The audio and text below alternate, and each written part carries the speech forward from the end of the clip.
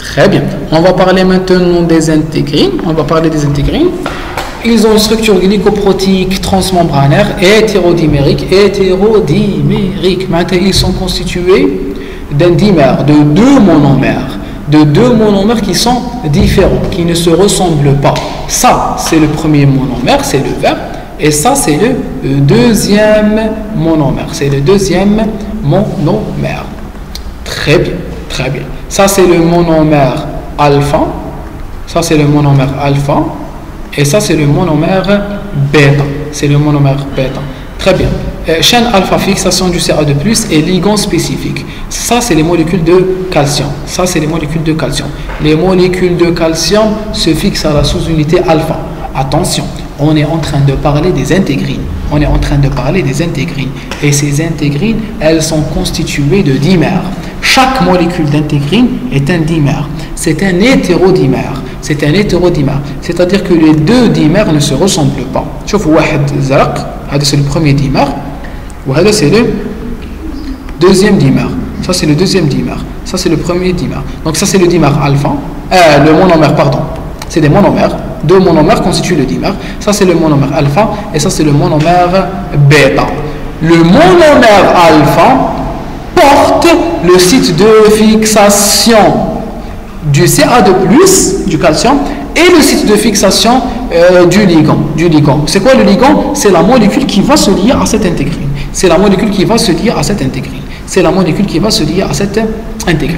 Très bien. La chaîne bêta, interaction avec le cytosquelette d'actine ou de cytokératine. Donc le monomère alpha, il va jouer un rôle surtout avec la partie extracellulaire. Le monomère bêta va jouer un rôle surtout avec la partie intracellulaire. Le monomère alpha se lie au CA2+ et au ligand, tandis que le monomère bêta va se lier au cytosquelette ou à la partie intracellulaire. Très bien.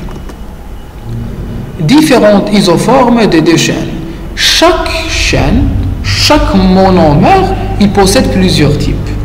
Chaque sous-unité, chaque monomère comprend plusieurs types, et donc je peux avoir un grand nombre d'intégrines selon la combinaison entre les deux sous-unités. Variété représentée par les combinaisons, voilà, même pas regarder. Elle est représentée par les deux monomères, ou les isotypes du monomère et de leur combinaison. Donc il y a 18 types de alpha et 8 types de bêta. Regardez. Donc je peux avoir alpha, par exemple, alpha 1 qui se lie avec bêta 2, alpha 1 avec bêta 2. Je peux avoir bêta 2 avec alpha 1, bêta 2 avec alpha X, bêta 2 avec alpha D. L'essentiel, à chaque fois, j'ai une sous-unité alpha qui se lie avec une sous-unité bêta. Une sous-unité alpha qui se lie avec une sous-unité bêta pour constituer une molécule d'intégrine. J'ai plusieurs types de sous-unités alpha, tout ce qui est en orange, et j'ai plusieurs types de sous-unités bêta, tout ce qui est en vert. Et je peux avoir plusieurs combinaisons, un grand nombre de combinaisons. Je peux avoir les intégrines au niveau des cellules épithéliales, au niveau des plaquettes, au niveau des leucocytes. Donc elles ont une répartition cellulaire différente. Regardez ce qu'on vous dit, un même ligand pour différentes intégrines. Les différentes intégrines peuvent se lier sur un même ligand. C'est quoi le ligand? Le ligand, c'est la molécule qui va se fixer sur l'intégrine. Le ligand est la molécule qui va se fixer sur l'intégrine. Regardez les ligands que j'ai ici. Je prends par exemple le collagène. Le collagène, c'est un constituant de la matrice extracellulaire. Donc je peux avoir du collagène qui se lie avec bêta 1 alpha 1. C'est quoi bêta 1 alpha 1? Bêta 1 alpha 1 est une molécule d'intégrine qui va se lier avec le collagène. D'accord? Donc je peux avoir bêta 1 alpha 1, bêta 1 alpha 2, bêta 1 alpha 10, bêta 1 alpha 11. 4 types d'intégrines qui peuvent se lier sur un même ligand. 4 types d'intégrines qui peuvent se lier sur un même ligand. Quel est ce même ligand? C'est le collagène. Donc un même ligand, il peut avoir différentes intégrines. Il peut avoir différentes intégrines. Il peut avoir différentes intégrines. Même chose lors de la liaison avec le leucocyte ou avec la laminine. D'accord? Très bien, très bien, très bien. Retenons aussi que les interactions sont hétérotypiques, hétérophiles, CA2+ dépendantes. Très bien. Donc, on vous dit une intégrine avec un ligand différent.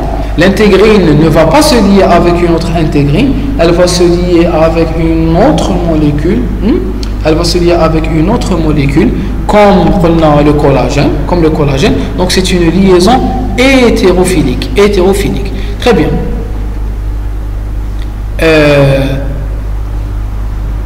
Il y a plusieurs types de liaisons. Une intégrine avec différents ligands, différentes intégrines avec un seul ligand, une intégrine avec un seul ligand. Réponse cellulaire différente. Qu'est-ce qu'on est en train de vous dire? On est en train de vous dire que chacune des intégrines elle a ses caractéristiques. Chacune des intégrines elle a ses caractéristiques. Certaines intégrines, par exemple, je prends une intégrine qui a des intégrines qui peuvent elles-mêmes, une seule intégrine peut se fixer avec plusieurs ligands. Une seule intégrine, alpha 1, bêta 1, elle peut se lier sur le collagène, mais elle peut aussi se lier à un leucocyte.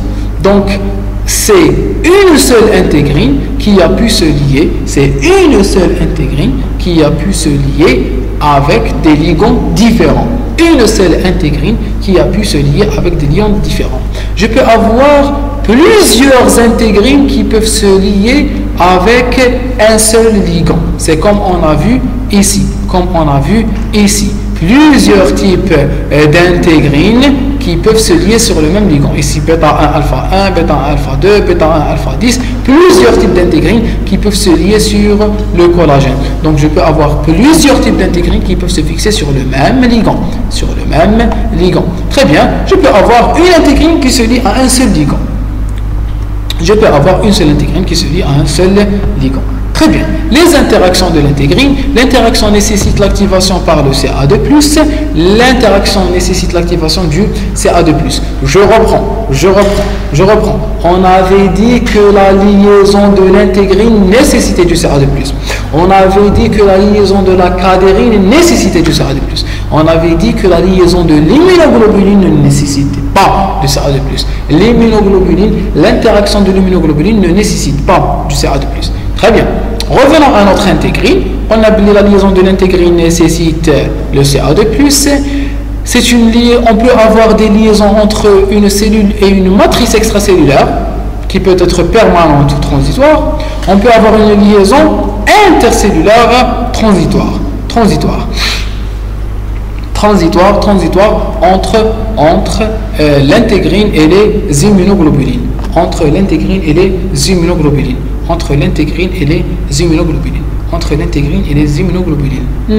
S'il vous plaît, on est en train de nous dire que les intégrines peuvent fixer les immunoglobulines. Comment cela peut-il être possible? Alors que j'ai dit que l'intégrine nécessitait le CA2+. Les immunoglobulines ne nécessitent pas le CA2+. Ça ou là? Comment vous allez répondre? Vous allez me répondre en me disant que le CA2+ va activer l'intégrine. Il ne va pas activer l'immunoglobuline. D'accord? L'activation de l'immunoglobuline ne nécessite pas le CA2+. C'est l'intégrine qui nécessite le CA2+. Est-ce qu'on est d'accord? Très bien.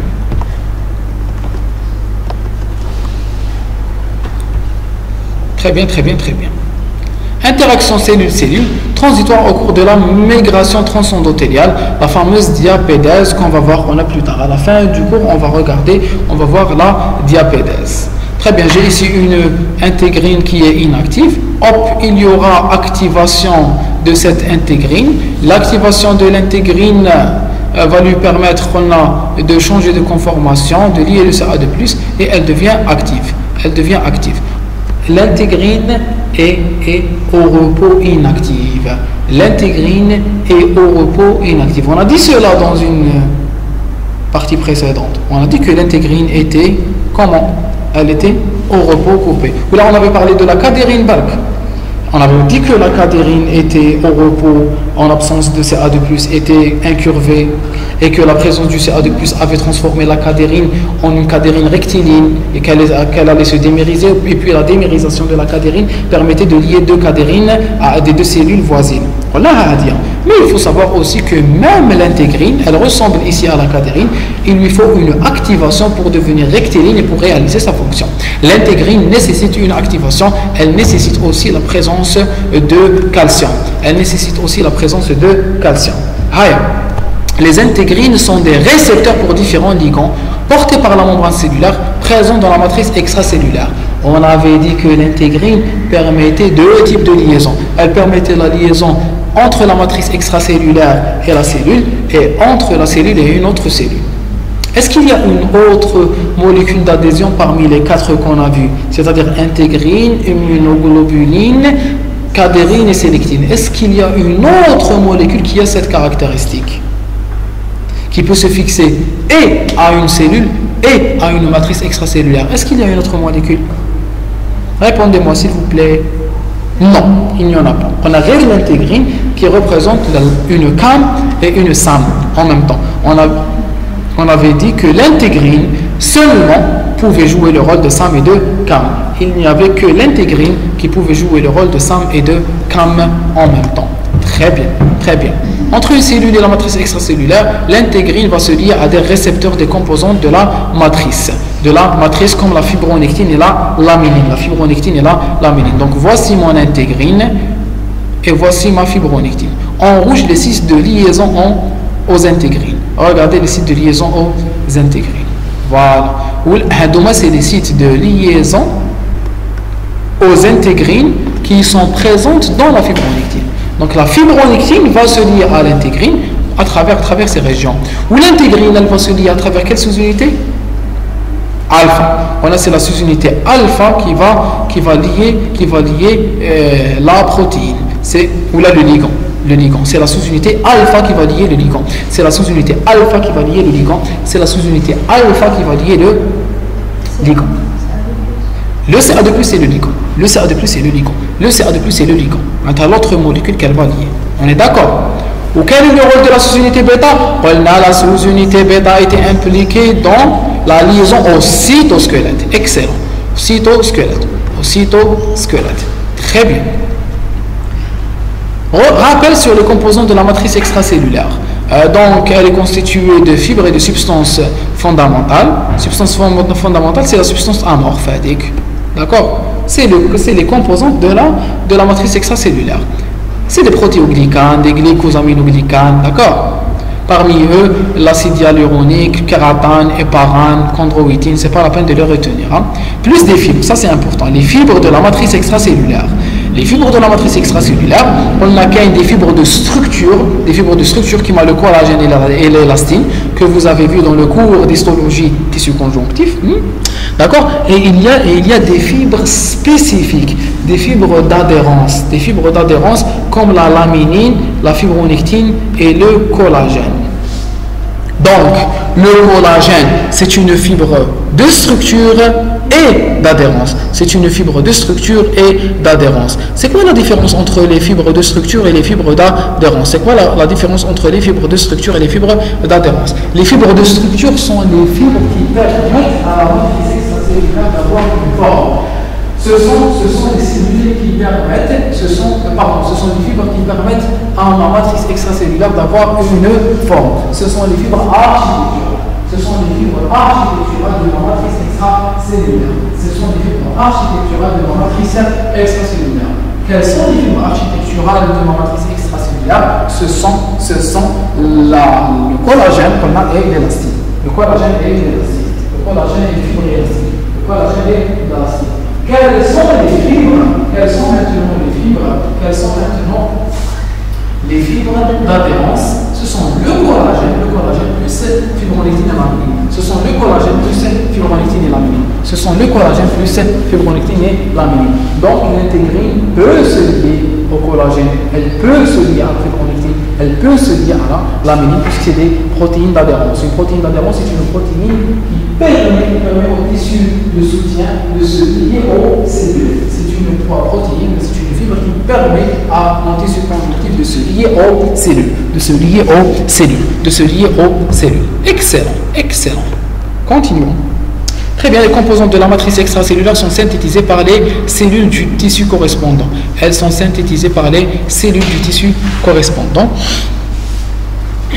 Donc, il faut savoir que j'ai des cellules, s'il vous plaît, on sait tous, que le tissu conjonctif ou la lame basale,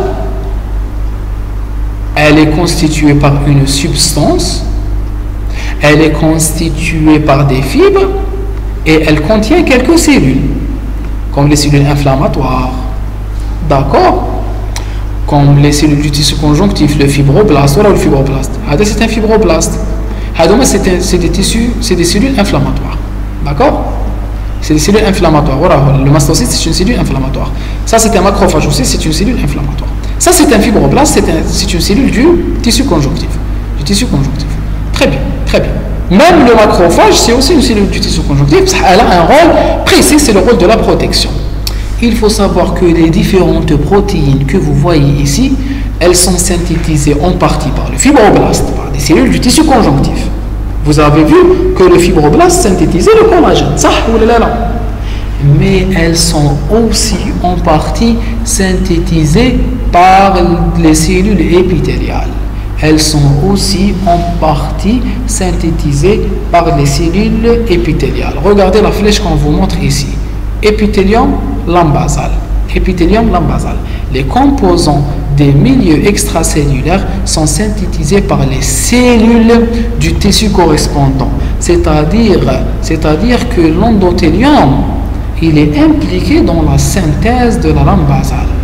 L'épithélium, il est impliqué dans la synthèse du tissu conjonctif qui l'environne. Il synthétise des protéines, il les envoie dans la lame basale et il est impliqué, ou il intervient dans la constitution de la lame basale. Très bien. Continuons. Donc, dans les épithéliums et les endothéliums, la matrice extracellulaire est représentée par la lame basale. La lame basale, c'est la matrice extracellulaire. Pourquoi on l'appelle lame basale dans les endothéliums et les épithéliums? Parce qu'elle représente une lame qui est située, voilà, une lame qui est située au-dessous de mes cellules endothéliales et épithéliales. Très bien.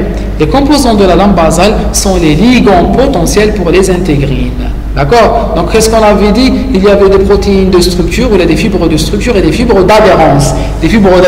Puisque c'est des fibres d'adhérence ou des fibres d'adhésion, maintenant elles vont être liées. Elles vont être liées à quoi? Elles vont être liées aux intégrines. Quelles sont ces protéines? On avait parlé de collagène,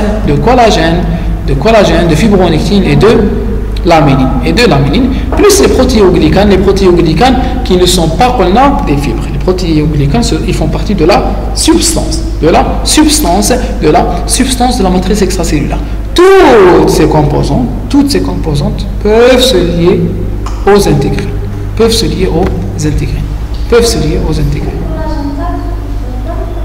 Il y a plusieurs types de collagène. Il y a un collagène de type 1, de type 2, de type 3, de type 4. Mais chaque type de collagène, il a une liaison spécifique. D'accord? Très bien. Donc, ces différentes interactions, c'est des interactions entre la matrice extracellulaire et les intégrines. Très bien. Liaison intégrine composant de la matrice extracellulaire réalise selon le cas soit des hémidesmosomes, ici, Adhérence permanente à la matrice extracellulaire, l'hémidesmosome. On avait dit que l'hémidesmosome permettait la liaison du cellule épithéliale avec la matrice extracellulaire. On aborde dans ce point, cette liaison se fait grâce à des intégrines, où les intégrines permettaient de sauvegarder l'intégrité du tissu, puisqu'ils permettaient la liaison de la cellule épithéliale à la matrice. D'accord? Et donc, puisqu'il permettait la liaison de la cellule épithéliale à la matrice, il permettait de garder l'intégrité du tissu. Et la sauvegarde de l'intégrité du tissu, elle est intégrée. D'accord? Donc cette liaison, elle est permanente. Elle permet de garder ou de sauvegarder l'intégrité du tissu. C'est une liaison qui est permanente, qui est durable, qui n'est pas transitoire. Ou là, une adhésion à la matrice extracellulaire lors des mouvements améboïdes. On va voir qu'on a des mouvements améboïdes. Des mouvements améboïdes comme au cours de la diapédèse. Des mouvements pas comme dans la diapédèse. La diapédèse, ce sera un roulement plutôt. Les mouvements améboïdes, c'est des mouvements où la cellule va utiliser sa membrane plasmique et ses pseudopodes pour se mobiliser. On a une cellule ici, elle va... Embryon, très bien. Cytosquelette. Oui, on va avoir cytosquelette. On va avoir cytosquelette puisqu'il y aura des prolongements par l'appareil du cytosquelette. En créant des prolongements, elle peut se mouvoir. Elle va se retrouver comme ça, avec cette partie comme ça, et sa partie postérieure qui va régresser. Donc la cellule va se mobiliser en prolongeant sa membrane plasmique. Elle va se mobiliser en prolongeant ses membranes plasmiques. Très bien. Ou là, lors du processus d'agrégation plaquettaire, les plaquettes peuvent se lier les unes aux autres pour créer le fameux clou plaquettaire dans l'hémostase primaire. C'est l'agrégation plaquettaire. Ces liaisons, ce sont des liaisons transitoires, alors que cette liaison, c'est une liaison permanente. On peut retrouver des liaisons transitoires au cours des mouvements améboïdes, puisque c'est des mouvements transitoires, et au cours de l'agrégation plaquettaire. Et la fameuse liaison permanente, c'est la liaison constitutive, ou là c'est la liaison architecturale, c'est la liaison qui entre dans la structuration de l'épithélium. C'est une structuration qui permet l'intégrité de l'épithélium, c'est la liaison de la cellule épithéliale avec la membrane, avec le milieu extracellulaire ou la lampe basale à travers les hémidesmosomes. D'accord? Très bien. Adhésion permanente à la matrice extracellulaire, le voici notre cher hémidesmosome. وهذوما les fibres واش نسميوهم fibre de cytokératine.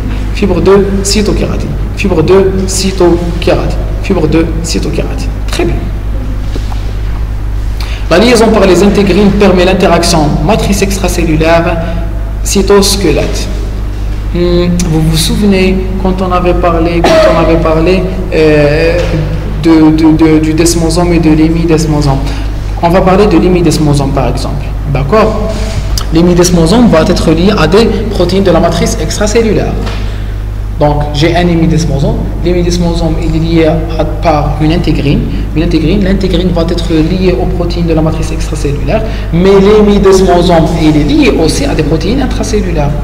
Il est lié à travers la plectine, excellent, la plectine aux protéines du cytosquelette qui sont représentées par les fibres de cytokératine. Il a les tonofilaments. Donc il y a une liaison entre les tonofilaments et entre les protéines de la matrice extracellulaire. À travers quoi? À travers l'intégrine. Donc l'intégrine, au niveau de l'hémidesmosome, elle permet la liaison entre les protéines du cytosquelette, et les protéines de la matrice extracellulaire. La liaison, la cytokératine. Avec des microfilaments fins d'actine selon le type cellulaire, parce que la liaison sera au niveau de l'hémidesmosome, pas seulement au niveau de l'hémidesmosome. Très bien, continuons. Événement cellulaire contrôlé par les intégrines. Donc j'ai une matrice extracellulaire. Cette matrice extracellulaire elle est liée à l'intégrine, et l'intégrine est liée à quoi? À la membrane plasmique. La cellule. Ça, c'est la cellule. D'accord? Ça, c'est sa membrane plasmique. Ça, c'est sa membrane plasmique. Ça, c'est le milieu intracellulaire. Donc, l'intégrine, elle est impliquée dans la migration et l'adhérence au cours de l'embryogenèse, de l'inflammation. L'inflammation, on va voir ça. Les réponses immunitaires, la cicatrisation, la coagulation, le homing des leucocytes. Est-ce que vous voulez qu'on explique un peu? L'embryogenèse, on avait dit que les cellules avaient besoin d'être liées les unes et les autres dans la constitution des tissus. L'inflammation, on va voir la diapétèse. Au cours de la diapétèse, il faut qu'il y ait un contact entre les cellules immunitaires et les endocytes. C'est ce contact qui permettait, il faut qu'il y ait une liaison entre les cellules endothéliales et les cellules leucocytaires. C'est cette liaison qui permet aux leucocytes d'entrer, de traverser les cellules endothéliales. Au cours des réponses immunitaires, c'est à peu près la même chose. Inflammation, réponse immunitaire, d'accord? Il peut y avoir une liaison. Qu'il y a un autre point en plus, parce qu'au cours des réponses immunitaires, qu'il y a des liaisons entre les différentes cellules. Je peux avoir un phagocyte qui va lier une bactérie pour la détruire. Je peux avoir un LB qui va se lier à un LT pour qu'il y ait une activation. On appelle ça la co-stimulation. D'accord? Donc les cellules immunitaires ou la cellule immunitaire avec sa cellule cible peuvent se lier l'une avec l'autre pour réaliser la réponse immunitaire. La cicatrisation, lorsque je suis en train de former un nouveau tissu, un tissu fibreux, par exemple j'ai une plaie, d'accord? La plaie, elle va commencer à se cicatriser. La cicatrisation implique l'arrivée de nouvelles cellules. Ces nouvelles cellules vont créer des ponts pour combler avec le vide, pour combler la brèche. Ça ou là. Donc pour combler la brèche, il faut qu'il y ait une liaison entre les nouvelles cellules et les anciennes cellules. D'accord? Cette liaison se fait entre autres par l'intégrine. La coagulation, qu'on appelait la coagulation, passe par un assez faux, pas la coagulation, normalement l'hémostase primaire. Parce que la coagulation, c'est l'hémostase secondaire. Il y a une différence entre la coagulation et hémostase. J'aimerais bien que vous fassiez la différence entre les deux choses. Plus tard, quand vous ferez le cours hémostase, il faut bien se concentrer. Parce que beaucoup de médecins ils disent la différence entre la coagulation et entre l'hémostase. La coagulation est une partie de l'hémostase. D'accord? L'hémostase, c'est un phénomène. Il y a deux types d'hémostase, il y a l'hémostase passive ou l'hémostase active. L'hémostase passive, c'est les différents phénomènes qui permettent de garder du sang fluide. Le sang doit rester fluide et doit rester à l'intérieur des vaisseaux. Vous ne vous êtes jamais posé la question, allez les vaisseaux missilouches, allez les vaisseaux. Allez? Non, pas seulement. Ou qui veut les cellules du la diapédase? D'accord? Pas seulement. Donc, il faut pas se concentrer quand vous ferez vos cours. Donc il faut la différence entre, il faut faire la actif, bravo. Donc une hémostase passive, c'est les différents phénomènes qui permettent de garder du sang fluide à l'intérieur des vaisseaux. L'hémostase passive, c'est les différents phénomènes qui permettent de réparer un vaisseau après destruction. D'accord? De réparer une brèche vasculaire. L'hémostase active, elle se différencie elle se divise en hémostase primaire, secondaire et tertiaire. L'hémostase primaire, ils sont impliqués les plaquettes, elles sont impliquées les plaquettes. L'hémostase secondaire, il y a la coagulation. Il y a l'hémostase tertiaire, il y a la fibrinolyse. D'accord? Donc il y a une différence entre l'hémostase ou la coagulation. Donc c'est surtout la partie plaquettaire. Le homing des leucocytes, ou l'adhérence des leucocytes. Le homing des leucocytes, home, c'est la maison. Il faut savoir que les leucocytes circulent et recirculent au niveau de notre organisme. Maintenant, ils vont être envoyés vers les organes lymphoïdes secondaires. Le Wilsis, c'est quoi? C'est un nœud lymphoïde. C'est un endroit, c'est un ganglion lymphoïde. C'est un endroit où les cellules immunitaires se rencontrent. Vous allez voir cela en détail en immunologie. L'essentiel, il faut savoir que les leucocytes sont envoyés vers les organes lymphoïdes secondaires où ils vont rencontrer les cellules présentatrices d'antigènes, où ils vont rencontrer les bactéries présentées par les cellules présentatrices d'antigènes. Cette reconnaissance, cette fixation, elle nécessite aussi les intégrines. D'accord?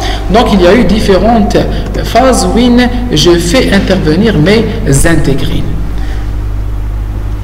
la survie des cellules, la forme de la cellule et sa polarité, la prolifération et la différenciation des cellules, la multiplication des cellules, leur différenciation, l'arrêt de la multiplication, tout ça dépend aussi de signaux. Et ces signaux peuvent être fixés par l'intégrine.